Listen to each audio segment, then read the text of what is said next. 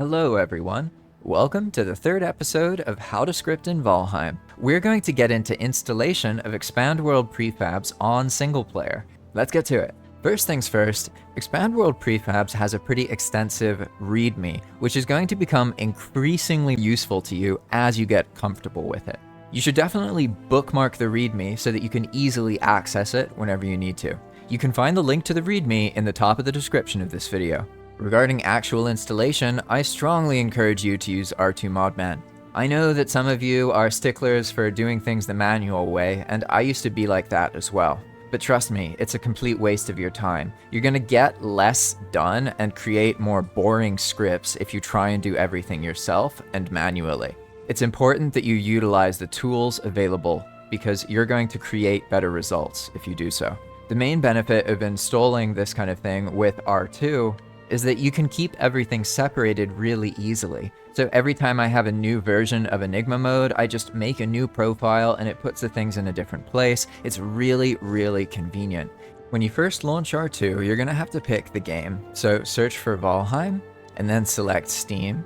And then you can make a new profile. Let's call it EWP Dev. Then you select the profile, and from here you can go to this online section, right? And then you just search for Expand World Prefabs, and then this is going to show up. The great thing about R2 is it keeps everything up to date for you. So you can just install EWP that way, and you'll also get EWP's dependencies. Personally, I recommend that you also install ESP, this one right here by Yer, okay? This is a development mod that makes it a lot easier to find the information that you want so that you can script more effectively. Once you've selected all of these mods, you need to launch modded Valheim once. That's going to generate the config files in the correct places. Once you've done that, you can exit out of Valheim. Once you've done so, you'll need to locate the folder that has the files. After all, you're going to be working with these regularly. The thing that makes EWP scripting so fun is that you can do it live, so it becomes a way for you to play Valheim with the game open. Your files will be located in a different place depending on the R2 profile that you've used. You need to be in the correct profile already, then go into Settings. From here, go to Browse Profile Folder. This is going to open up the base installation of your mod profile. Your EWP scripts are located within BepInEx, Config, and then Data, and also Expand World. Everything you've seen so far has been handled just with Prefab scripts, which would be located here in this file. As we can see, we just have a blank file with no entries. I'm going to give you something simple to get you started. You're going to go Prefab, Player, Type, State, Action, Jump. And then you're going to spawn a prefab called a hair, all right? And then save the file. Once you've saved that file, you can simply Alt-Tab over to Valheim. Remember, you do not need to restart Valheim when you apply changes. It all happens live within a couple seconds of updating the file. Here we go, we jump, and look at that, we're on a oh my god, that works so much better than I expected. I thought we were just gonna spawn a bunny. I didn't know we were gonna get to ride him. Was that just sheer dumb luck? Oh my god, it worked a second time.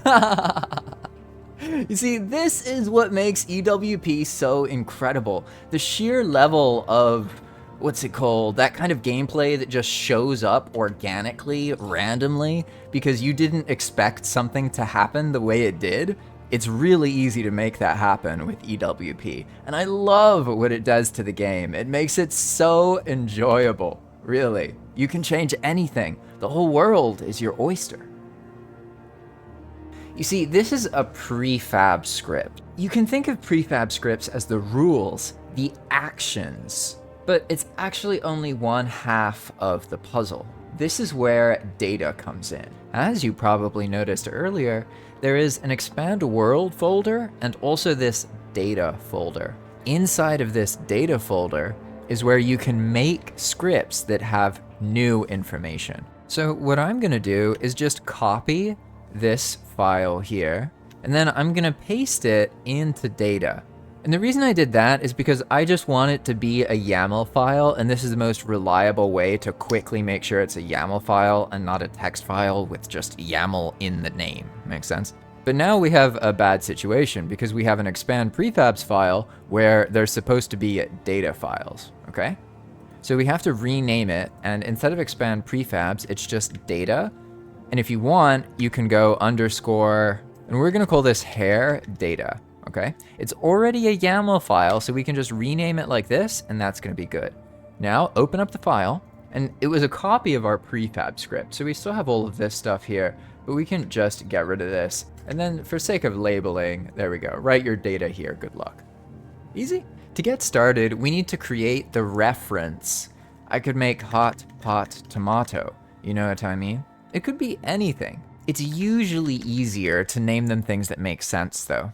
So we're gonna call this hair data. Now I want this to be a 2-star hair, okay? One of the white ones. And additionally, I wanna give it a name, but I don't know how to give it a name. What's the field called? Well, here's where you have to learn about world edit commands, another really important mod that we're gonna get into later. That'll be the next episode. So for now, I'm just gonna act like I did look it up using the tool that I'll teach you about.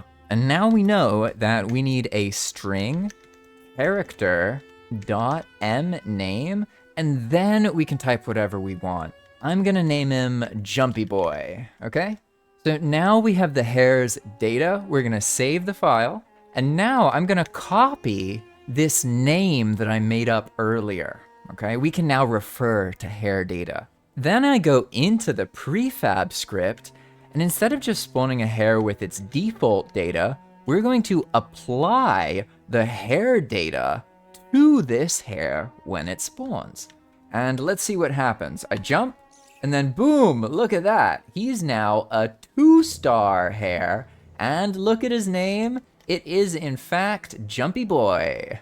Haha. Here, let's just mess around a little bit and give you time for all this to sink in. As you can see, Expand World Prefabs has 2 main parts. There's your prefab scripts and your data scripts. This prefab script watches for when the player jumps, and when that happens, it spawns a hair.